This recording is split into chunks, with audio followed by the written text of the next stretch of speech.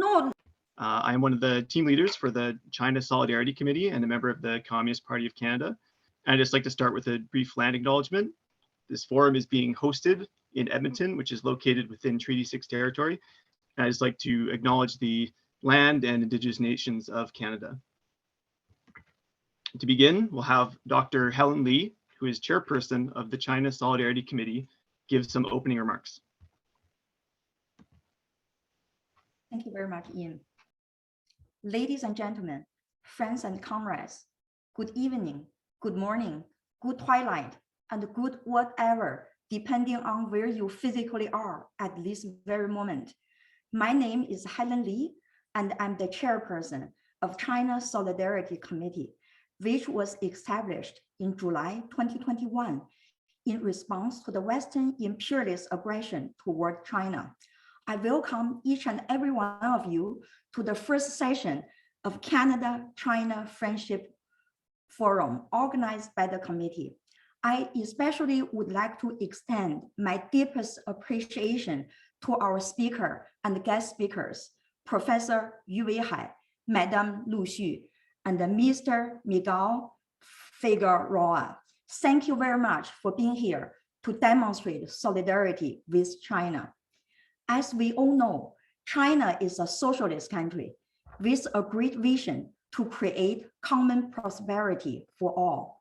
In line with socialist principles, China proposed to build a community with a shared future for mankind, which symbolizes a brand new approach in international politics. As one of the few major forces advocating for an open, inclusive, and peaceful world through dialogue, cooperation, and mutual respect, China has made extraordinary contributions in confronting Western imperialism, promoting world peace, and safeguarding international justice. However, in order to sabotage China's socialist construction and its rising influence, Western capitalist countries led by American imperialists have launched an all-out war against China in such diverse fields as business, trade, propaganda, science, and technology, etc. It is in this geopolitical context that China Solidarity Committee came into existence. Our mission is to debunk Western propaganda by presenting the real China to Canadians, as well as to facilitate mutual understanding, friendship, and cooperation between Canada and China.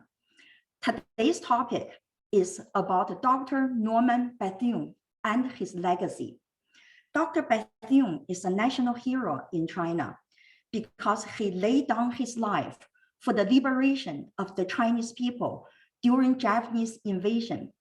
In today's world, when China is under a vicious ideological attack from the West, a worldwide mass movement is required to support China in this life and death struggle against Western imperialist agenda.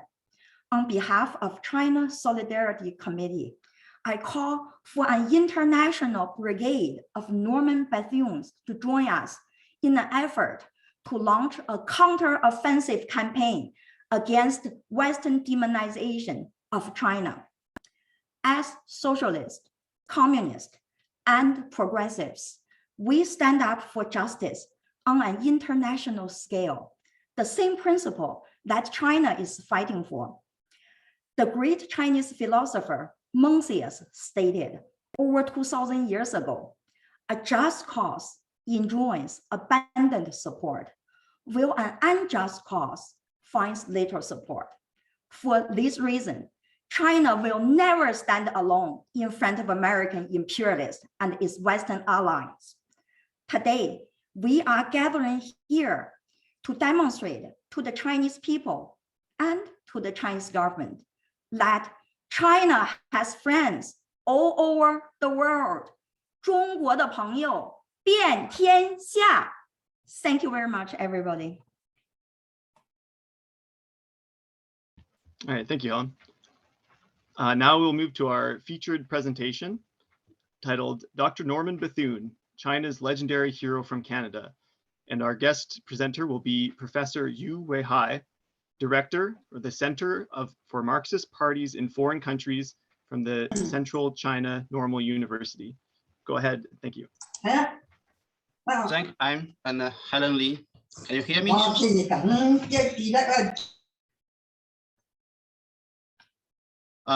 Dear Mr. Miguel, Miss Lucy, Helen Lee, and dear friends online, both in China and Canada. Good evening and good morning. Thank you very much to the organizers of Canada-China Friendship Forum. This is a very precious opportunity for me to communicate with friends in Canada through the internet.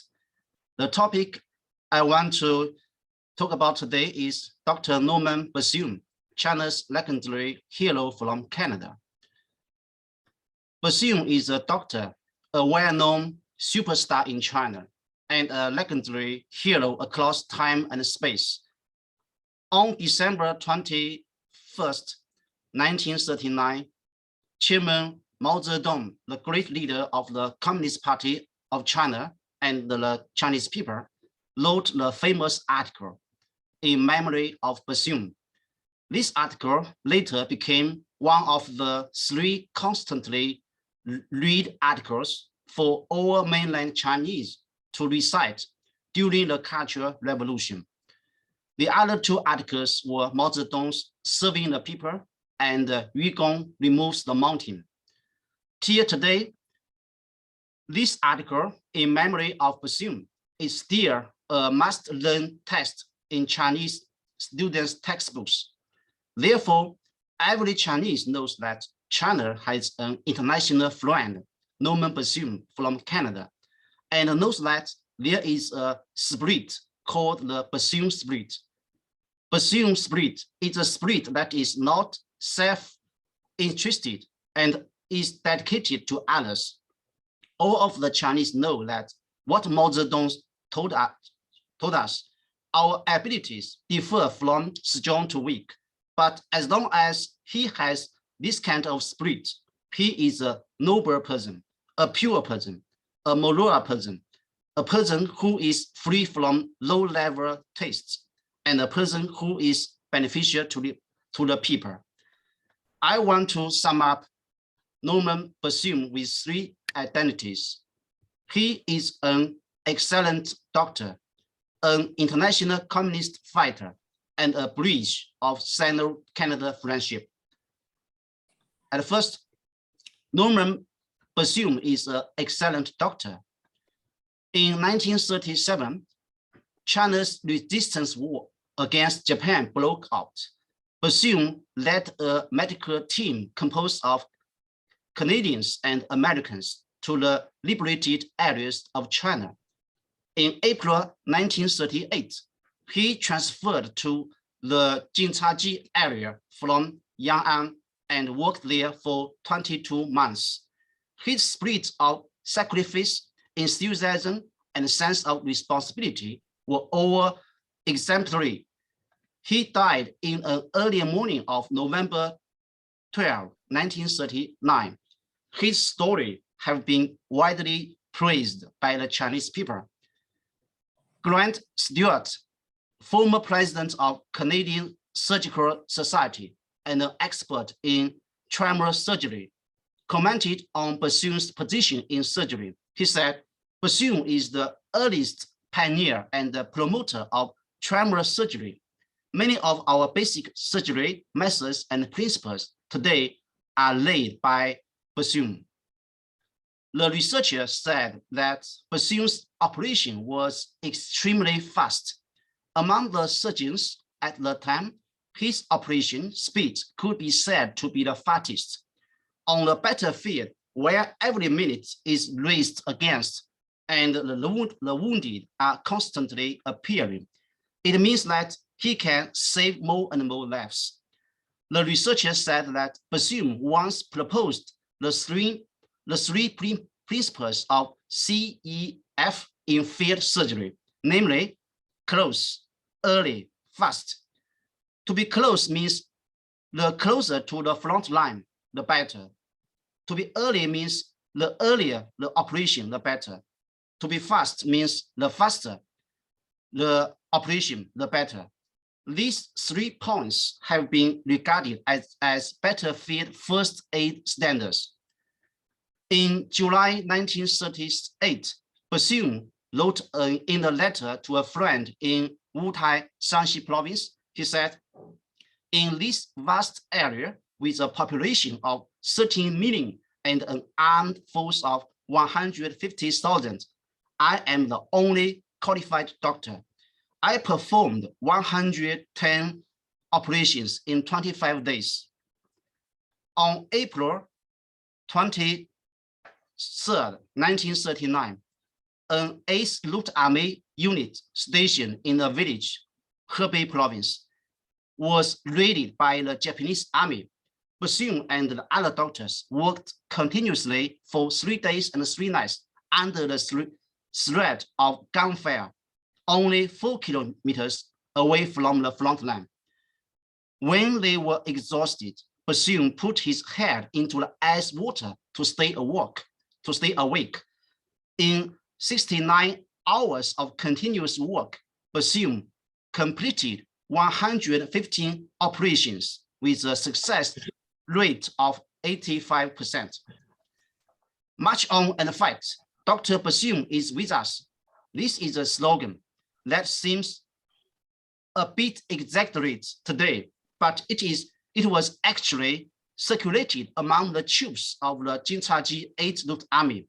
The soldiers believed that Bethune was their magic doctor, and that with Bethune's presence, their lives would be guaranteed. Secondly, Bethune is not only a doctor, but also he was an international communist soldier. There is no doubt that Norman Bethune is a hero. He lived, worked, and fought in 3 countries, Canada, Spain, and China. In November 1935, Bethune joined the Communist Party of Canada. The following year, the Spanish Civil War broke out.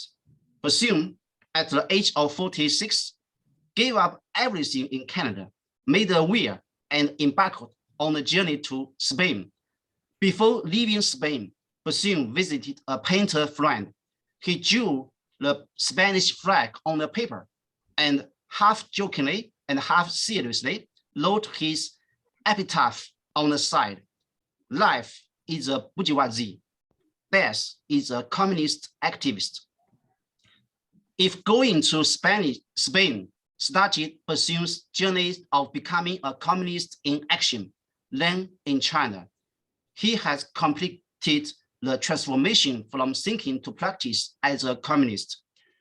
On July 1st, 1939, at the Party Congress of Jinchaji border region, Bethune made a speech. He said, "We come to China not only for you, but also for us.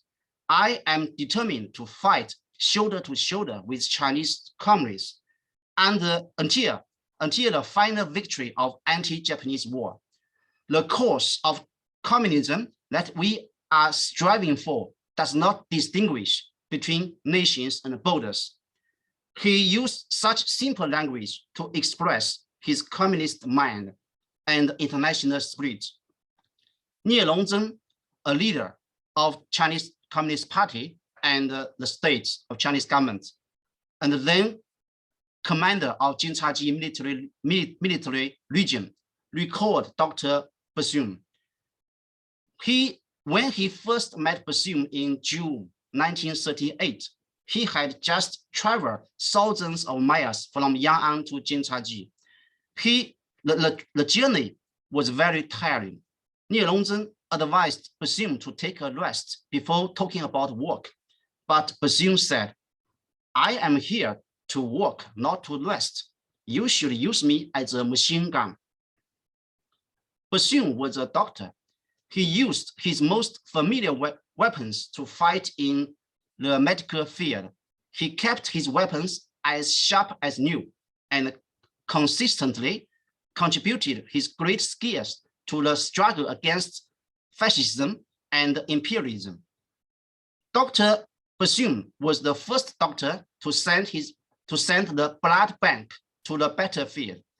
His blood transfusion saved the lives of thousands of soldiers of Spanish Republic. In China, he put forward and practiced this slogan: doctors, go to the wounded, don't wait for them to come to you. In an environment completely different from Spain, he organized a guerrilla medical institution and saved tens of thousands Chinese best and heroic soldiers. As a revolutionary, Dr. Bethune regarded his scalpel as the most important weapon. He cared more about the sufferings of the revolution than about himself. At that time, the medical conditions in the countryside of central Hebei province were very poor. In addition, there was no fixed hospital and they were often transferred. Many of the wounded had pus on their wounds and smelled very bad. However, Dr. Bethune did not dislike it at all and did not have a sense of superiority of expert and authority. He was enthusiastic about everyone's treatment. Sometimes he took care of the wounded personally, bandaged the wounds, and even carried excrement and urine to the wounded. He treated every class brother with the most sincere feelings.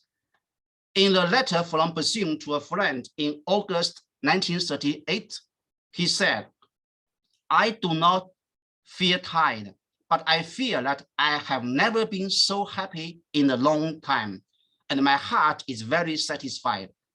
I enjoy the kingly treatment here. For me, comrades are my greatest wealth."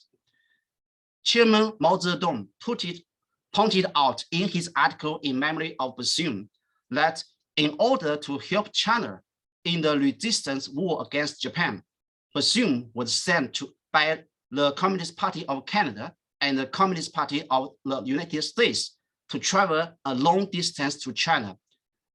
Last spring, he went to Yang'an and later went to work in Weihai Mountain. Unfortunately, he died at his post. A foreigner has no self-interested motives and regards the liberation of the Chinese war as his own. What spirit is this? This is the spirit of internationalism. This is the spirit of communism. And every member of the Chinese Communist Party must learn this spirit. Thirdly, Norman Bethune is the bridge of China-Canada friendship. Norman Bethune has been away from us for 82 years. However, he has always been by our side and has been commemorated and learned by generations of Chinese people.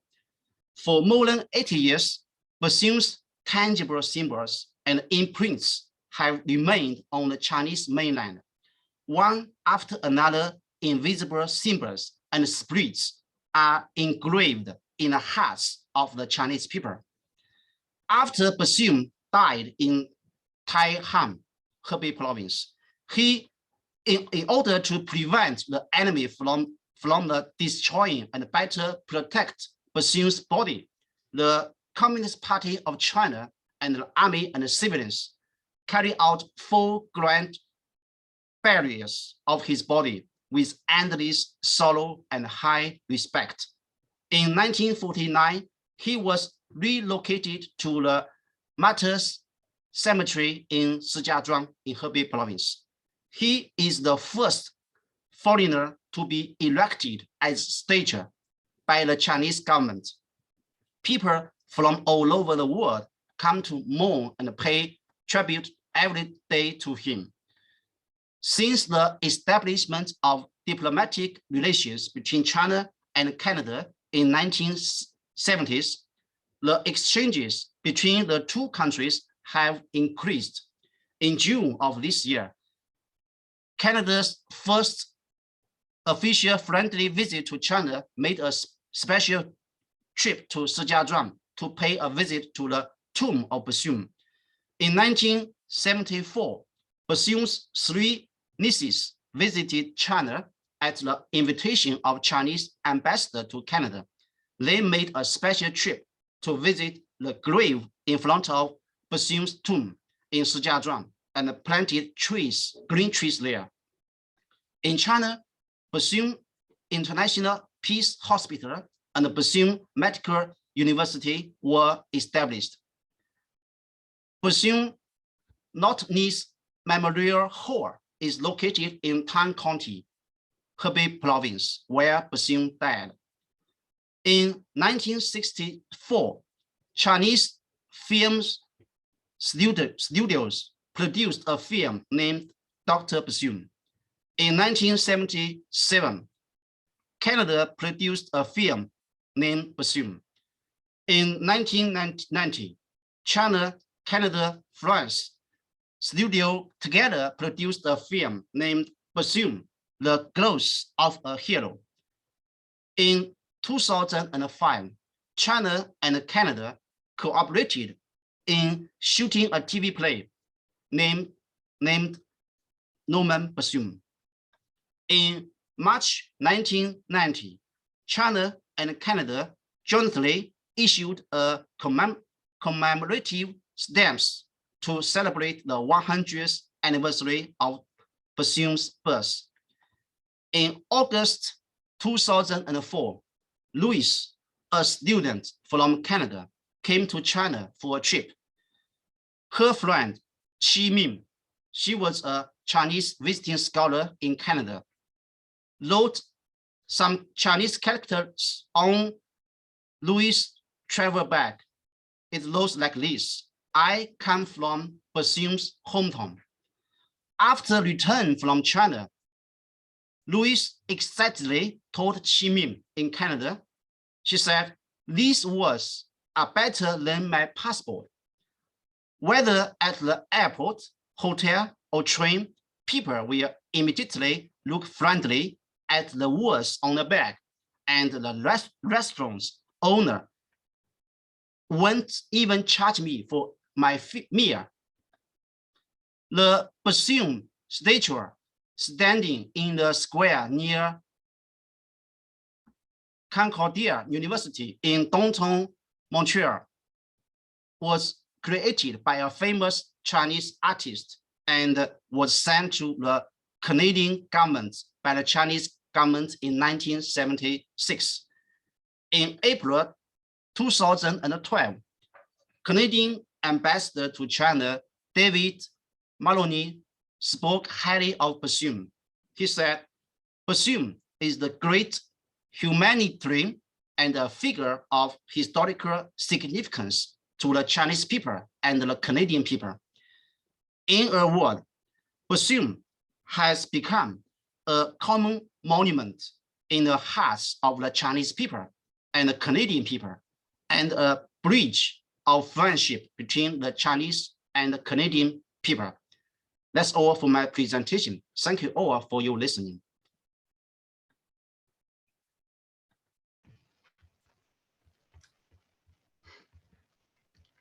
All right, thank you for the presentation, Professor Yu. Now we'll move on to our guest speakers. Our first speaker will be Madame Lu Xu, who is Consul General of the People's Republic of China in Calgary. Welcome to the forum. Thank you very much for the introduction. Good evening, good morning, everyone. And how can I say, comrades and friends, 你们好. I'm quite honored to be invited by the host to speak today.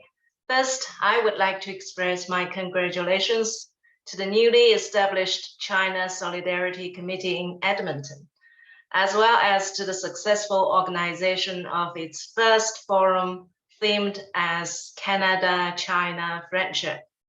It is also my great pleasure to get to know Professor Weihai, Mr. Miguel Figueroa, Dr. Helen Lee, Mr. Ian Works, Mr. Ben Edgeworth, Mr. Peter Marcus, and Mr. Christian Bork, and also many friends from other associations and institutes participating in today's event. Just now, Professor Yu delivered an incredible presentation. In China, many people get to know a country called Canada by one great name, Henry Norman Bethune. Dr. Bethune took the cause of the liberation of the Chinese people as his own. It was the spirit of internationalism and communism. Indeed, such a spirit had united people with different colors and genders, from different nations and social backgrounds, in the pursuit of the ultimate freedom and liberation of mankind. It also fostered the Chinese Communist Party every step of the way in the past 100 years, from just a 50-member group to a world's largest political party with over 90 million members and a remarkable record of a continuous successful governance for over 70 years. So since the founding of New China, the Chinese Communist Party has consistently pursued the independent foreign policy of peace and engaged with peer countries on the basis of the 5 principles of peaceful coexistence. Believing that such principles should be equally applied to every nation around the world, China established, maintained, and developed diplomatic relations with the rest of the world, including Canada. We are now living in a world where the COVID is still raging, conflicts are flaring, economic globalization is experiencing headwinds. Unilateralism, protectionism, and hegemony are challenging world peace and development. Public health crisis, terrorism, climate change, and cyber attacks are persisting.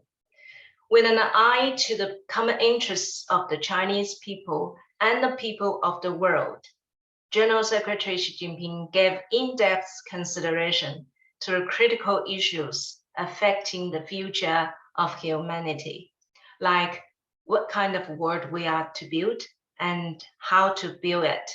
He has put forward the important concept of building a community with a shared future for mankind. It envisions an open, inclusive, clean, and beautiful world with lasting peace, universal security, and common prosperity. It calls for a new type of international relations featuring mutual respect, fairness, justice, and win-win cooperation.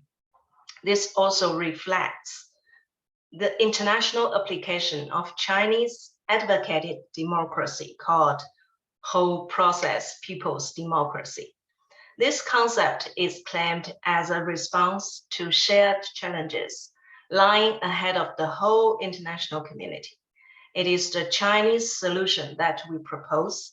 This is the internationalism of the new era that we wish to accomplish. The 6th plenary session of the 19th Central Committee of the Chinese Communist Party held recently delivered a clear statement on how the party would lead the Chinese people in the next 30 years to realize the Chinese dream. In terms of diplomacy, it further emphasized staying independent while maintaining a global vision. Prosperity of China was never built upon bloodthirsty colonial invasions or greedy capitalist expansions, but always upon the steadfast leadership of the Chinese Communist Party and the hard work of the Chinese people. China has only been an opportunity to the rest of the world rather than a threat on its path of rejuvenation, and China will only and always remain the same way. China belongs to the world, and both China and the international community need each other for development. In the first half of this year, that outstanding performance of the Chinese economy has once again boosted the China-Canada economic and trade cooperation. The following optimistic trade growth found favor with people from both sides. According to Statistics Canada, in the first half of 2021, China-Canada trade increased by about 20% year-on-year in Canadian dollars, and Canada's exports to China soared by 35.4% year-on-year. The two economies have long been acknowledged as highly complementary. A steady trend of growth in the Chinese economy is bound to bring about new economic opportunities for Canada. Mutual respect, mutual benefit, and win-win collaboration are the foundation of China-Canada relationship. China is willing to work with other countries, including Canada, for a steady recovery of the global economy from the pandemic, in building a community with a shared future for mankind, and in marching towards the remarkable goal of communism. The very same goal that the great Canadian doctor Henry Norman Bethune has once firmly pursued and believed. Thank you very much for listening.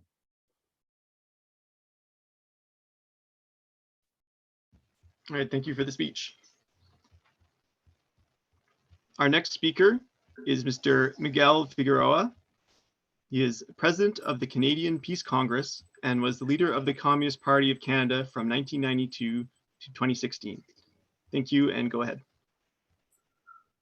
Well, thank you very much, Ian, and greetings to Helen and the China Solidarity Committee in Edmonton, and also to our guest speakers, to Professor Weihai, I'm sorry if I mispronounced your name, Weihai Yu, and of course the Consul General from China in Calgary, I believe it is. Yes.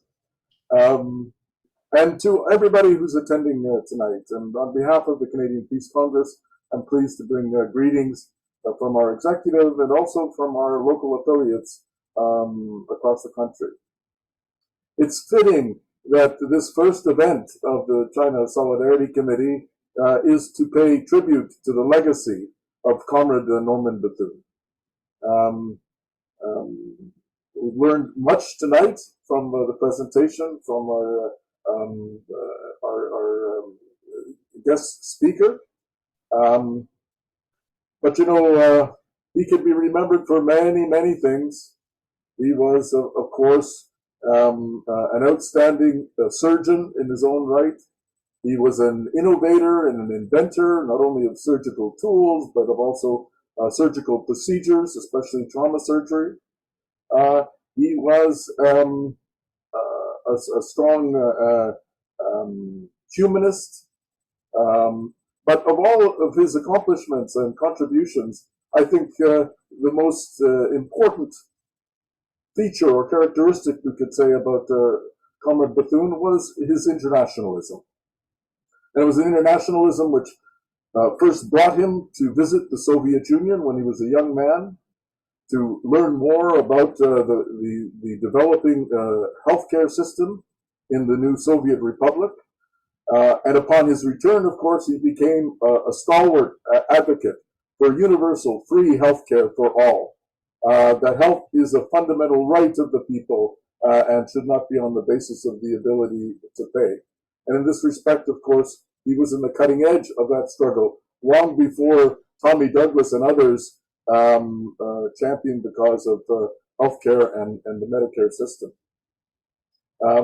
It's what brought him to Spain, to be part of the Mackenzie Papineau Battalion of the International Brigades, and of course to China, to join the 8th Route Army in the heroic struggle of the Chinese people, led by the Communist Party of China and Mao Zedong, to throw off the yoke of Japanese imperialism and the occupation of their country. A mission for which, as we all know, he paid with his life. it is a sad commentary, in fact, that many Canadians don't know very much about Dr. Bethune. But it's not true to say that he was an unknown Canadian. As a matter of fact, in 2004, the Canadian Broadcast Corporation, CBC, actually ran a series on their network with several episodes featuring the great Canadians.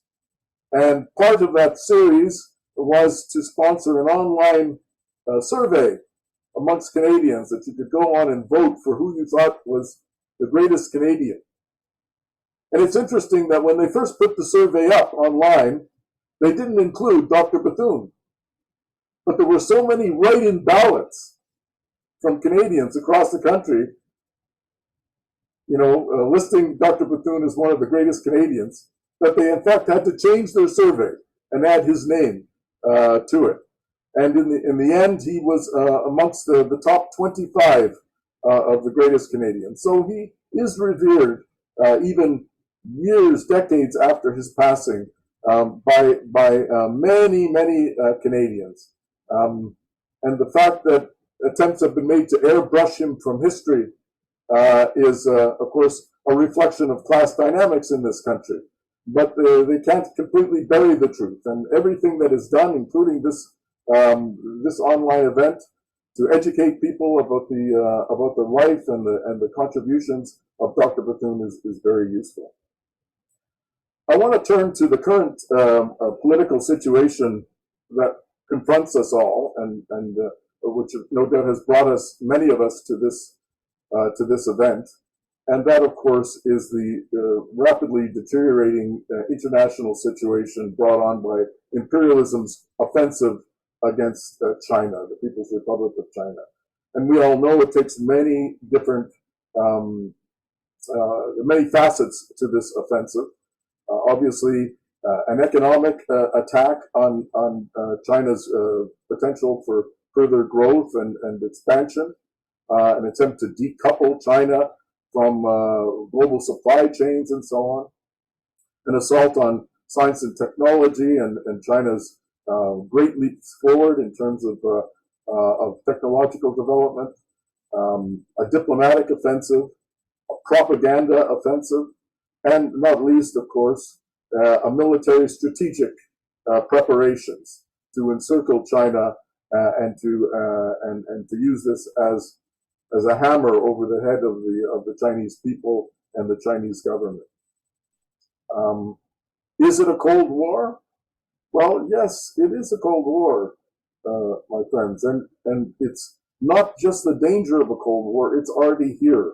And its roots go back to the 90s, commentaries from various American and imperialist think tanks, statements by government officials, by military brass, and so on, certainly reflected in the documents of the Committee for the New American Century, and codified into government policy by Obama's pivot to Asia and his speech in 2011, which wasn't just a military pivot. In fact, if you look carefully at his speech, he was talking about an all-sided attempt to contain the expansion of China as a perceived national security threat.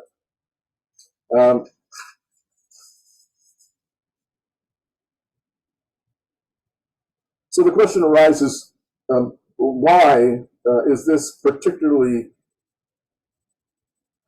significant and dangerous, particularly for the working class, for progressive forces, for all those who stand for peace and cooperation in the world? Well, of course, there are many reasons why a new Cold War is so perilous for humanity and for the working class around the world. First of all, obviously, there's the danger of war. And we know that in the current context, any conventional conflict, any conventional military exchange or war, especially amongst powers that have nuclear capacities, could very easily morph into a nuclear war. to the peril of all of humanity, not just to the direct parties of such a conflict, but in fact to the global environment and to human civilization as a whole. That's obvious, obviously a danger, because for those of us who stand for social transformation, who stand for fundamental change, for socialism, we understand that the question of peace is a very relevant issue. Obviously, all of our aspirations for a better world would be dashed, and in fact, humanity's fate would be sealed in the event of a nuclear war. So that's obviously the first reason why we should be alarmed about these developments. But there are, of course, others as well. The Cold War is providing, once again, a pretext for the rapid escalation of militarization around the world, and primarily in the imperialist countries themselves, including Canada. We've seen that the U.S. military budget continues to go up. It's now over $700 billion and projected to continue to climb. Similarly, in Canada, I was just at a demonstration today about the fighter jet, the procurement of 88 new fighter jets by the Canadian government at an astronomical cost of some $20 billion to start with, but over the life of those jets, probably closer to $80 billion. All of these investments, of course, and procurements serve the benefit of the military-industrial complex and of monopoly capital as a whole, because there are many massive amounts of profit to be gained by militarization. But for working people, for the dispossessed, for indigenous people, for women, for seniors, and so on, there is a heavy price to be paid. With the diversion of those funds from peaceful construction, from infrastructure, and not least from the social needs of the people. And certainly from any efforts to combat climate change, to shore up and to strengthen public health systems around the world in the conditions of the global pandemic, which continues, to address growing disparities between the North and the South, and also within each country, between the rich and the poor. All of these are sacrificed on the altar of militarism and preparations for war. So that's obviously another reason why we really must do everything possible to combat this new Cold War. Of course, there's a collateral damage in the growth of intolerance and racism. And we've seen the anti-Asian racism increase in many countries, certainly in the United States, most recently in Chicago, where a Chinese student was shot down in the streets in early November in what clearly seemed to be a racist-inspired attack. But there have been many cases of that. A dramatic increase in anti-Asian violence in this country as well, as reported by numerous police departments and what have you. So this is another reason why it's important for us to pay great attention and to combat this rising tide of intolerance and vilification and demonization of China. Another reason, of course, is that it has an impact of dividing the progressive forces themselves. Left forces, progressive forces, peace forces. Unfortunately, we're seeing this happen once again. It happened during the first Cold War against the Soviet Union. And we're seeing it again take place with many, particularly in the Western imperialist countries, many sections of the left, in the broadest sense, have joined the bandwagon. And whether they are prepared to admit it or not, are objectively contributing to the narrative which imperialism is trying to create. And of course, this has detrimental effects on trying to build unity with these forces in terms of other struggles as well. And of course, it has an overall impact on the subjective conditions of the people as a whole. when you foster this hatred and you present everything as in a bipolar reality, either you're with us or you're with the terrorists, or you're with the communists, or you're with the CPP, or CCP rather. This has a stultifying effect on dialogue, on fostering mutual understanding, and creating conditions for global cooperation, whether it's around the environment or around the other big challenges that face humanity as a whole. So some people have said, well, is the Cold War the correct term? Some people prefer to call it a hybrid war, or maybe even a hot war. Well, fortunately, it's not a hot war yet, but it certainly could morph into that. But I don't think the terminology is so important as the impact of this climate, this toxic environment that is being created. There are big differences, and we should not, in a facile way, try to draw equivalencies between the Cold War against the former Soviet Union and the current situation with respect to China. Obviously, the situations are very different. After World War II, U.S. imperialism was on the ascendancy.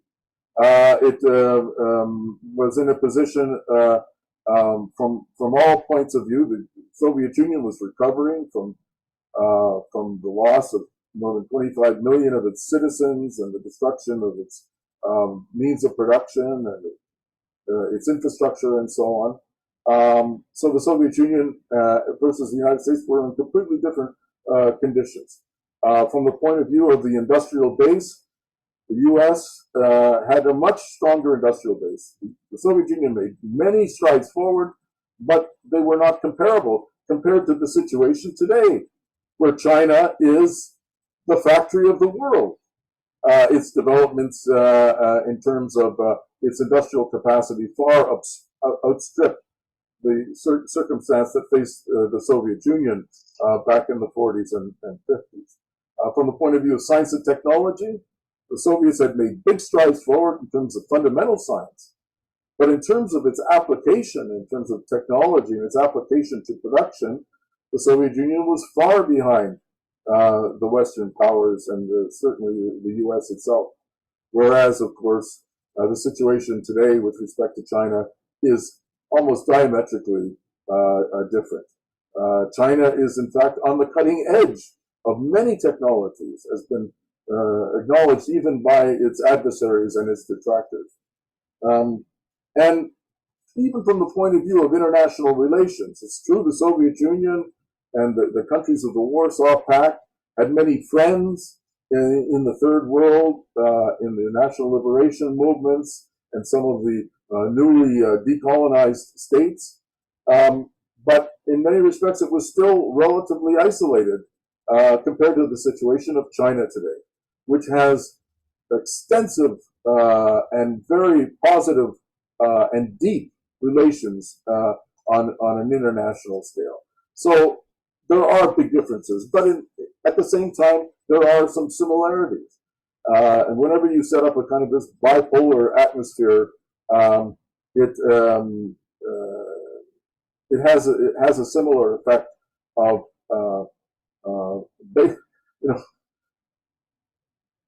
many of you here tonight probably weren't around for the first Cold War, but I was, and some of us were.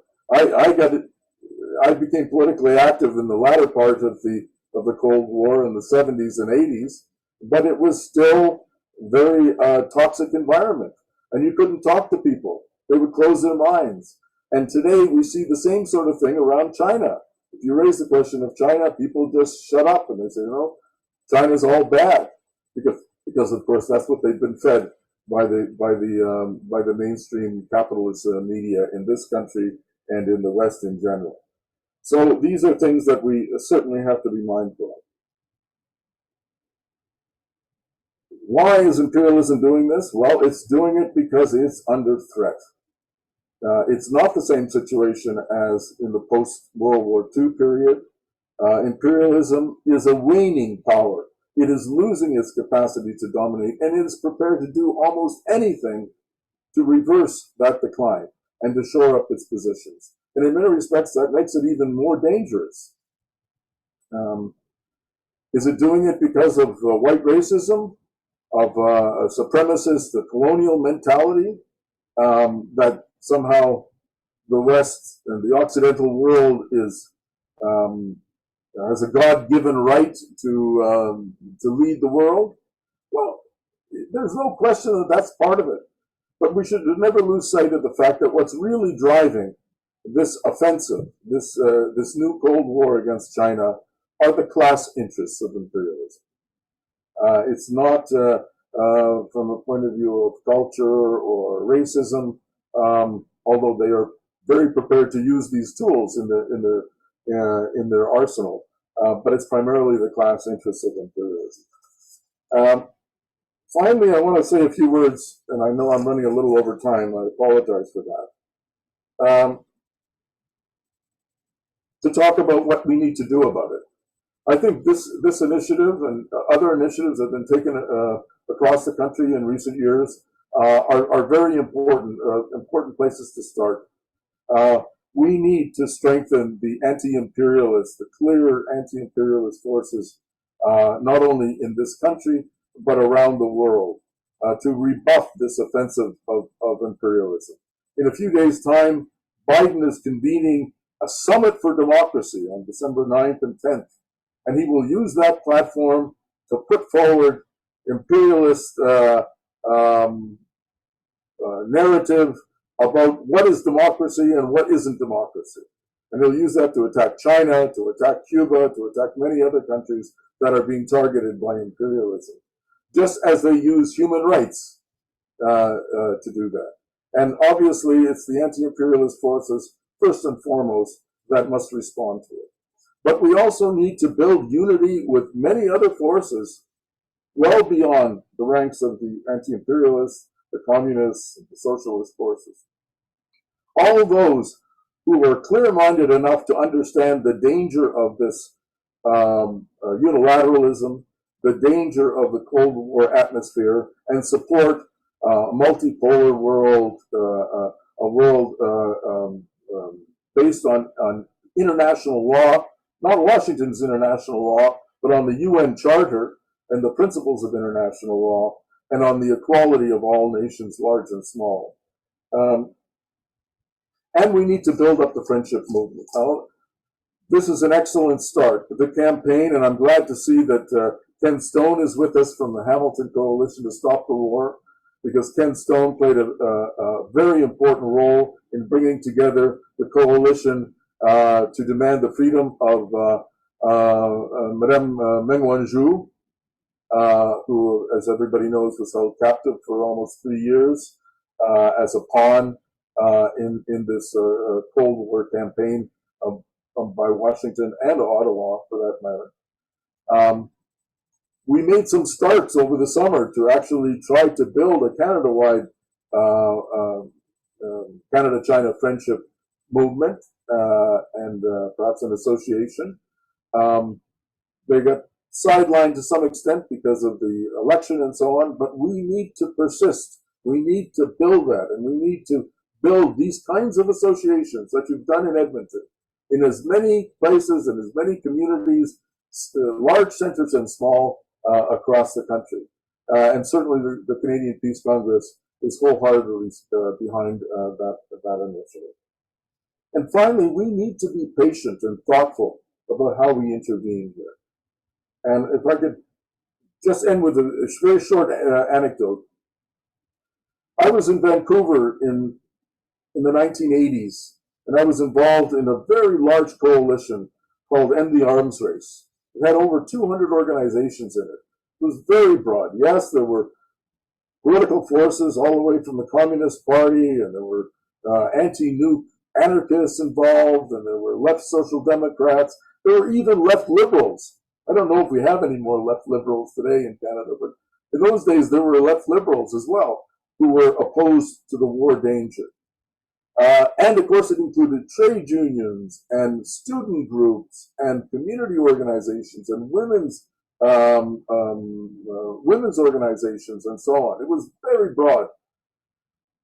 And then the KAL 007 incident took place. And I don't know how many people are familiar with that, but there was a passenger, a commercial airliner from Korean Airlines that went off course from Anchorage to Seoul, and it strayed into Soviet territory. And it was shot down by the Soviet pilots. And there was all 270 people on board perished in that incident. And the United States used that in order to whip up a new round of anti-Soviet hysteria. And people were, even if you drove a Lada in those days, this was a Russian car, not a very good one, but anyway, well, I liked it, I had one. But people were actually going and attacking these cars on the street with sledgehammers and so on.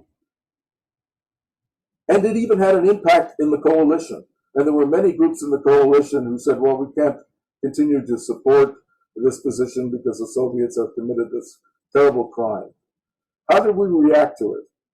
Well, we understood the power of this hateful propaganda. And we were very patient and understanding with these people. And we gradually showed them, in fact, that it was, and it's now become clear that it was, an imperialist staged provocation. That plane had sophisticated intelligence gathering equipment in the belly of the hold of the plane. That even when it was told that it was in Soviet airspace, it continued to fly. And they wanted to test the Soviet rapid response systems on the Far East Coast. That was the whole purpose of it. And if the Soviets intervened and if they shot it down, they could use it for propaganda purpose. It was a classic provocation of which we've seen over and over and over again.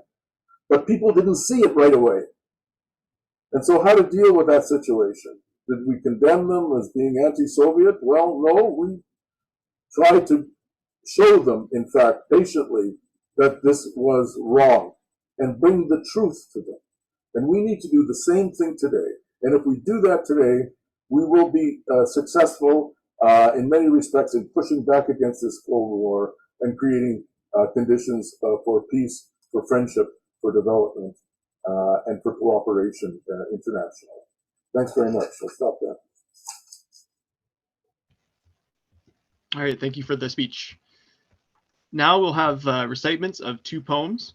First, we'll have Red Moon, written by Dr. Bethune and recited by Benjamin Edgeworth, who is another team lead of our China Solidarity Committee. Thank you, Ian. Yeah, so as he introduced me, I'm Ben Edgeworth. I'm a member of the China Solidarity Committee and a member of the Young Communist League here in Edmonton. So before Dr. Bethune left Canada in 1937 to return back to Spain for the second time to continue the fight in the Civil War, he wrote this poem, which I'll recite for you now.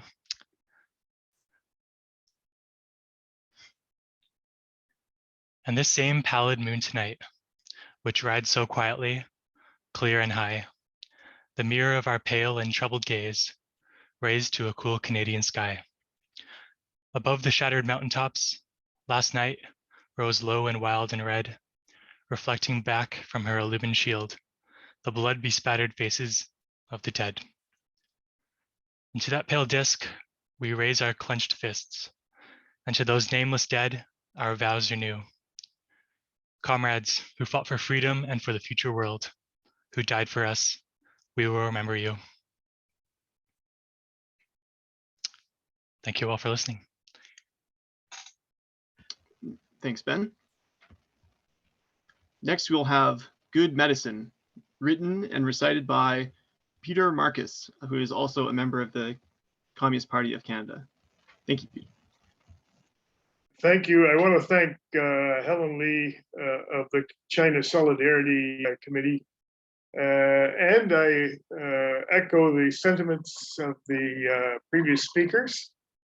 I wrote this in 2016, and it's in my book, A Worker's Friend.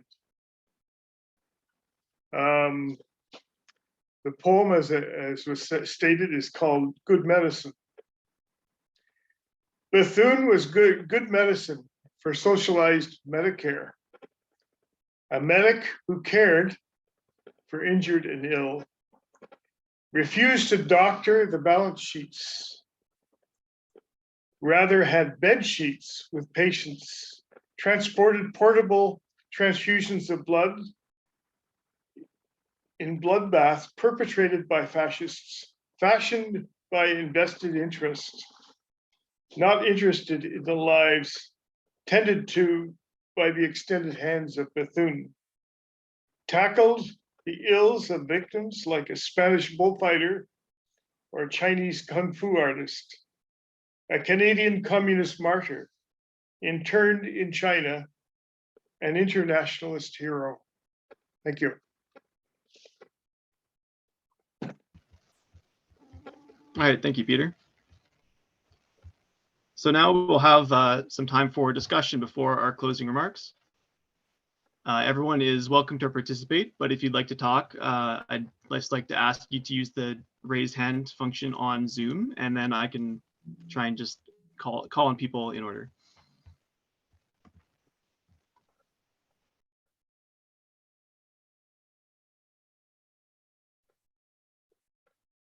Oh, I see Elaine, go ahead. Yeah, Madame Lucy and everyone, thank you for inviting me to this meeting. I've learned a lot more about Dr. Bethune, that I'm really interested in him, mainly because my uncle, he was a trained doctor from China, went to Canada in the 60s and became a doctor in Calgary. He practiced for about 40 years now, he's retired. And when I was a child, he was telling me a lot about Dr. Bethune, but not in quite this detail. So I'm really glad I came to this meeting and I've learned a lot. Thank you very much.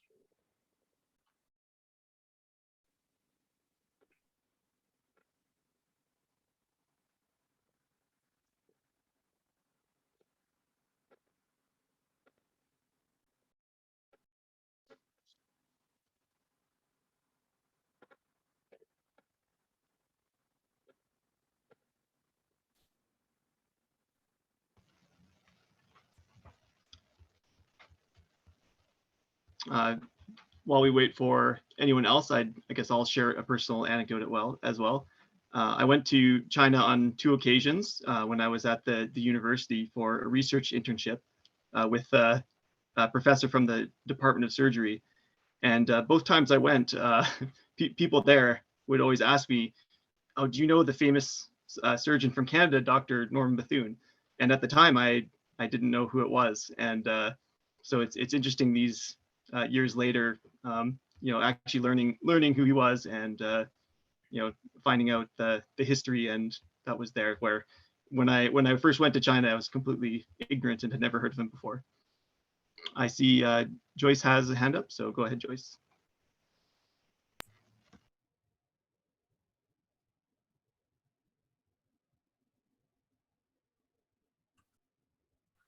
I think you're still muted if you're trying to talk.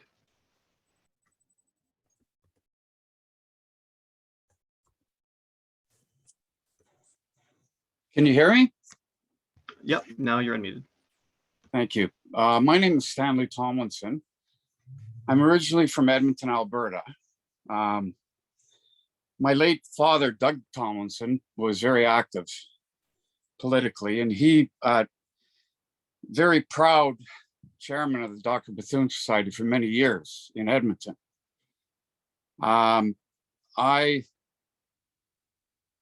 his deathbed, my father spoke to me and he asked me, he said, son, I'd like you to go to China. This is about 20 years ago. I'm thinking, oh my goodness, go to China. What for? Anyways, I followed his wish. I ended up in Beijing. I traveled to Hubei province, Tianjin, where Dr. Bethune passed away, met many friends, and I ended up moving there. So I have a small home just outside of Tianjin, a place called Chuyang. It is a wonderful thing that's going on right now. I've not been involved, but I am so happy to listen to the progressive people, the speakers, Miguel,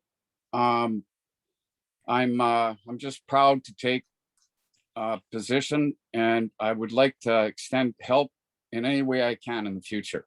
Thank you. All right, thanks. So I had Ed Lehman next. Hi, can you hear me okay? Yep.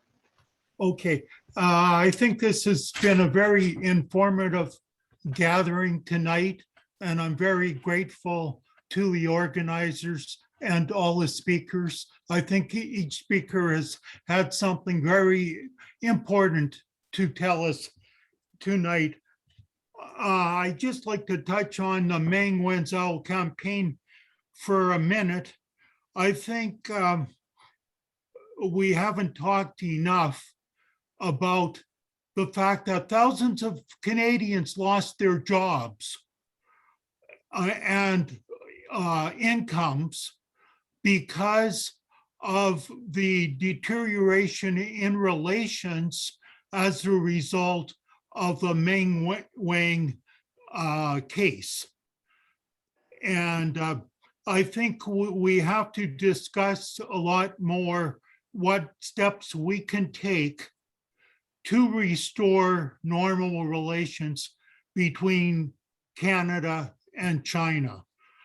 And I think we have to have discussions with our members of parliament and with our MLAs across the country to tell them that we're sick of Parliament acting as a rubber stamp for the United States and for US foreign policy.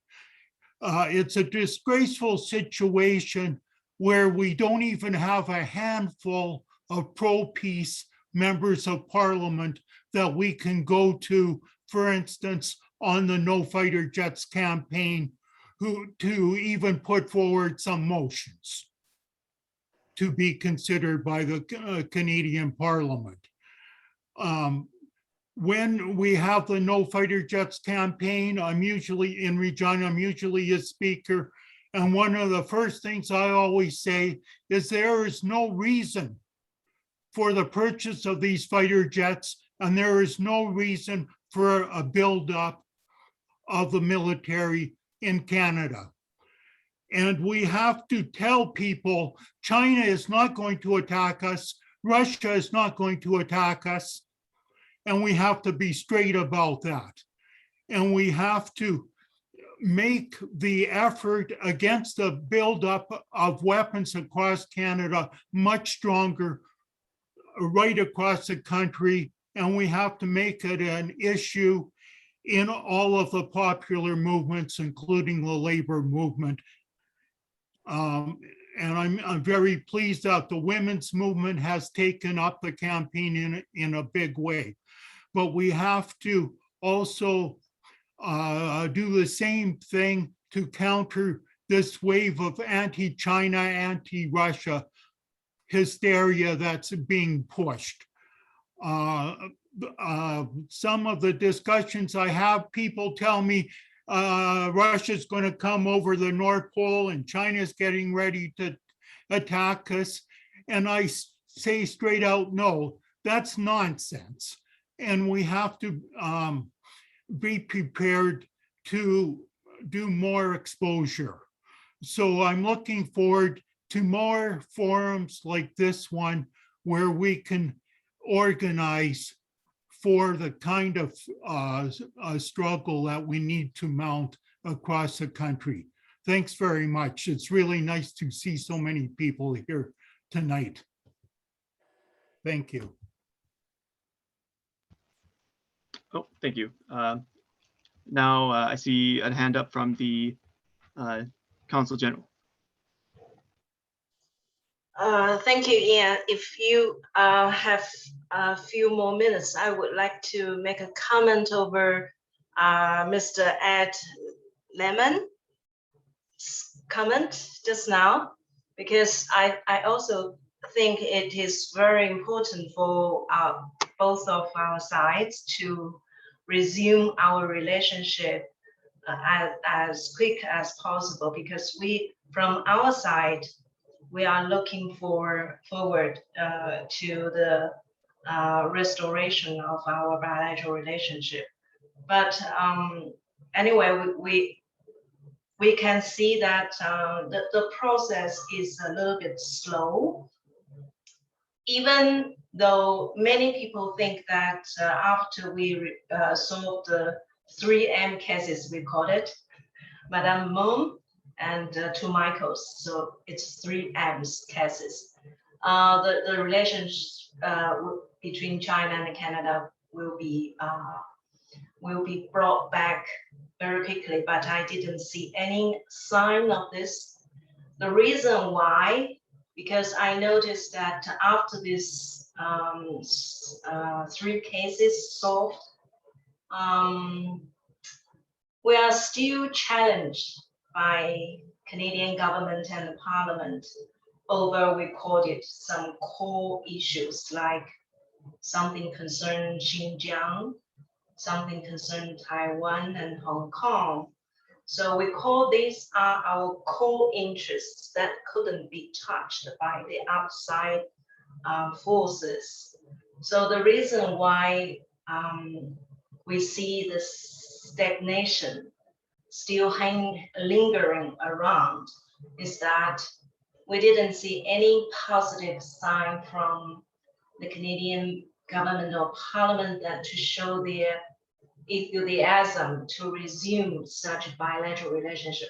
So it is also very difficult for us under such circumstances to give our hand, friendly hand to the Canadian side to better or quicker resume our relationship. But I can guarantee that among the Chinese people, they are still have a very keen feeling towards, or friendly feelings towards Canadian people. So I'm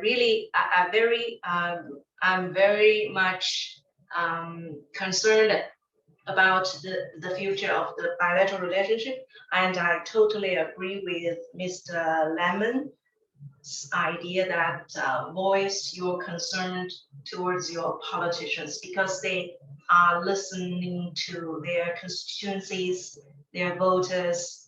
It's much easier for them to get the message from you if you will stand up and voice your concern.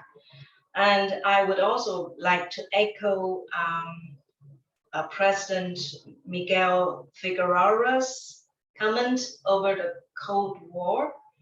From my opinion, people call this new Cold War. So from our opinion, I think people around the world may, especially the political analysis, say that China are quite aggressive in recent years, but well, probably compare with what we have done or what we have to respond previously, it is a little bit aggressive. But I think we set up our foreign policy totally on the defensive basis. If the United States didn't go to the Taiwan Strait to set their warship across the Taiwan Strait, there won't be any tense situation appeared recently. Among the American warship, there was Canadian warship as well. So we had a diplomatic presentation at that time, but we didn't do anything further to damage the bilateral relationship between China and Canada. So we are building our foreign policies based on a defensive ground, and we are not going to launch. We are not the side to launch the war first. only if the United States touched our core interest, like they support Taiwan separatists to have Taiwan independent. So that's the line. But I'm very happy to join you today, and I hope we are going to have more opportunity to exchange our views over what the imperialism is in the new era. It will be very interesting. Thank you very much. Thank you.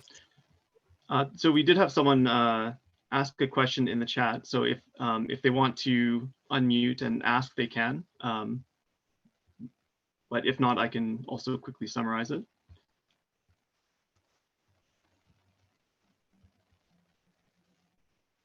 Okay, so the question is talking about how the world is becoming multipolar again between largely the United States and China. And the question is, with I guess with Canada so close to America, how can we navigate this new multipolar world? And yeah, so I think maybe Miguel would be good to speak on that. Yeah, sure. Well, very briefly, you know, I have to admit, I'm not crazy about the term multipolar world, because it still suggests that there are various forces that are predominating. We don't need an American century. We don't need a Chinese century either. What we need is an equitable century, and where all of the people's interests in the developing world, in the South, in all countries have sovereignty, have independence, and have conditions of mutual respect. That's the kind of world that we strive for. And it's only on that basis that you can really create the conditions for the kind of cooperation and common problem solving that will address the big challenges before humanity as a whole. But in terms of the current situation, it is a big problem, because Canada is still tied in many respects to Fortress America. Still, after a slight decline in the amount of cross-border economic relations, and Canada was starting to diversify its economic relations with other countries, with Europe, with Asia, and so on. There's now been an uptick again in terms of our condition of dependency. It's not exactly dependency, because Canada, in its own right, is an imperialist power as well, and is trying increasingly to assert that imperialist power. But nevertheless, while that may be the reflection of the ruling circles in this country, it's not the view of most Canadian people. And if you talk to Canadians, they don't want to be involved in these big power politics. They would like to see conditions where countries pull together and work on the basis of equality and mutual respect and so on. Now, the problem is with ruling circles. So in the United States as well, you know, that you have this bipartisan agreement. Well, it's bipartisan not so much because it's the Republicans and the Democrats who all agree on the same agenda. It's because the American ruling circles, you know, Wall Street and the big bastions of American capital have decided that they have to draw a line if they're going to maintain their dominant situation around the world. They're drawing a line, and both the Republicans and the Democrats serve the same class interests, so they're all falling into line. So you seems like there's consensus, but it's only a consensus within ruling circles. It isn't necessarily a reflection of where the American people as a whole stand. And similarly in Canada, that's why it's important that we continue to do the grassroots work. Ed is quite right. It's frustrating as hell that even on the opposition benches in Ottawa, there is no voices now for peace, for disarmament. They won't even agree that Canada should sign the international treaty to ban nuclear weapons. That was approved a few years ago. With respect to the arms budget, they all support the arms budget increases. So it's a tragic situation. How to deal with it? Well, in the short run, we're not going to get much traction in Parliament. That's just the reality. And that's why our efforts need to be directed towards talking to workers, trying to get unions to pass resolutions, trying to get people's organizations engaged and speaking out around all of these issues. That, I think, is where we're going to make a difference. And ultimately, that pressure from below will either force the parties currently to change their positions or to be moved aside for other political actors to play a greater role in Canada's Parliament. But in the short run, the situation is not very encouraging on that front. But we shouldn't give up hope, and we have to have confidence that we can win the Canadian people to some sense of rationality and justice, social justice, and for peace. Okay, so we're coming close near the end. I just wanted to, Helen, you had your hand up before. Did you want to say anything? No, I just give Miguel a thumb up. Okay. All right, so we have Mike, and then we'll have our closing remarks afterwards. Thank you. So I will answer the question for Hu Yiming. For my own opinions,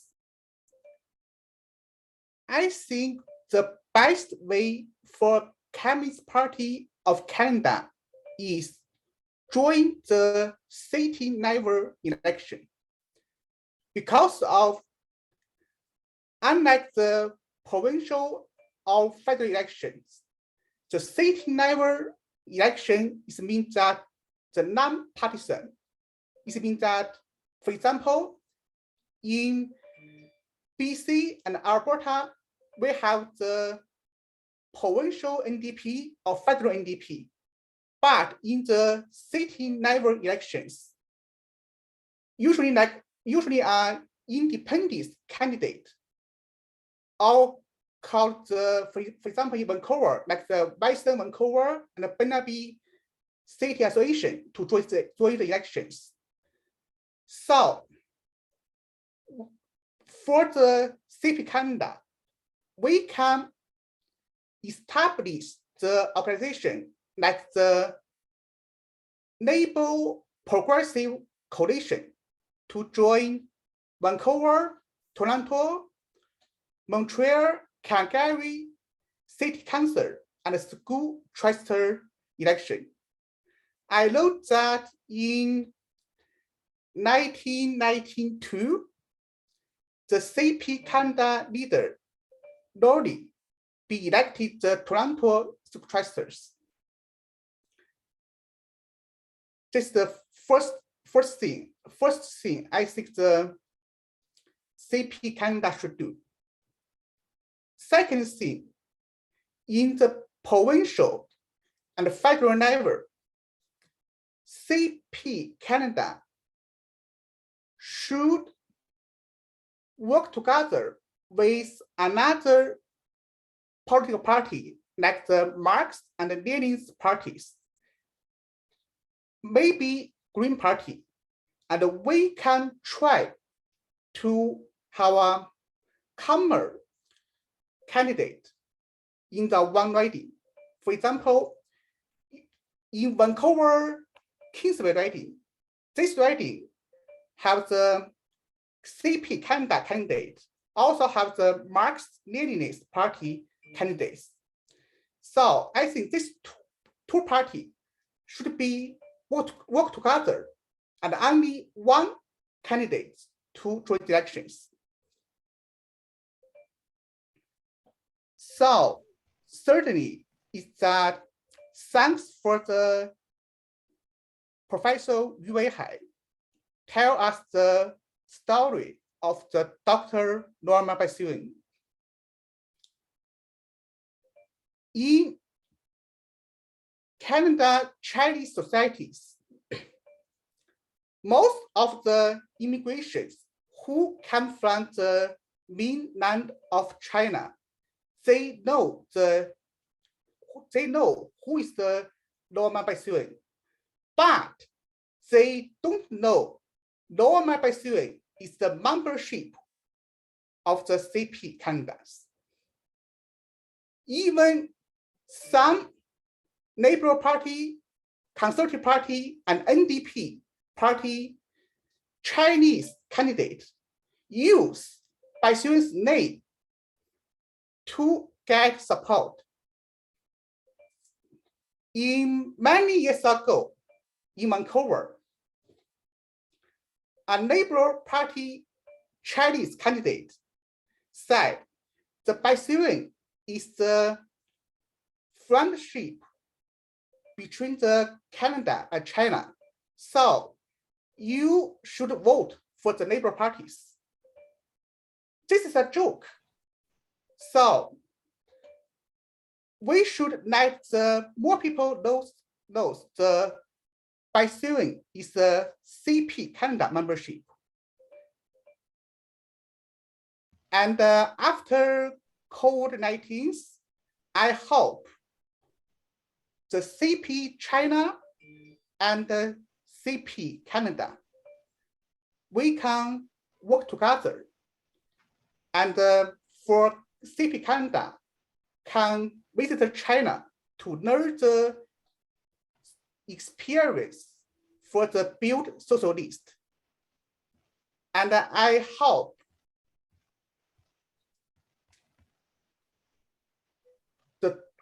the two parties, not the CP Canada and CP China, even all the Communist Party for all of the world can unite together to say no to the new Cold War and build a common socialist dreams.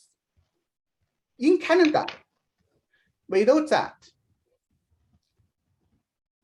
Parliament used the Xinjiang and Taiwan issue to attack China. It is a joke, as we know that whatever the Xinjiang and Taiwan, they are the part of the China. And most of the Canadian peoples, they don't know the truth, but the main party for Liberal Conservatives, NDP, Green, and Bloc Quebec, and says, oh, the Xinjiang have the GSS, or the Taiwan is an independent countries. But the most of the Canadians, they don't know the truth, and we should to tell them. And Canada and China, we can work together and the no Cold War to the working class peoples. So, all right, we're low on time. Okay, sorry. Yeah. I hope later we can discuss more about how to build the relationship between the China and Canada. Thank you. Yeah, thank you.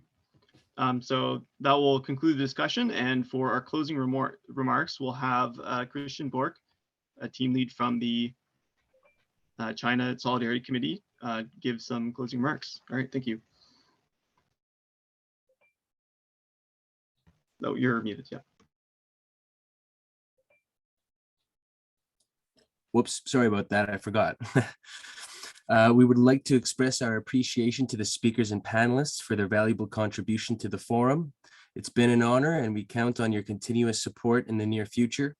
If anyone here present tonight would like to be involved with our work of Chinese solidarity, Helen Lee can be contacted at helen_lee100@hotmail.com, which I've just put in the chat. So thank you all for attending tonight's event, and please have a good night.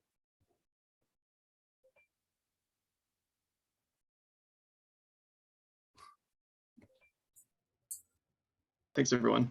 Thank you, everybody. Thank you, everyone. Be well. Keep up the struggle. Thank you. Thank you, Ellen.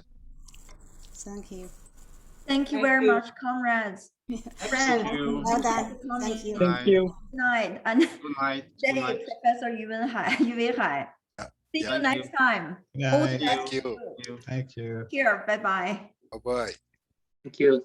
谢谢。Yeah. Hi, Hassan. Hello. Hello.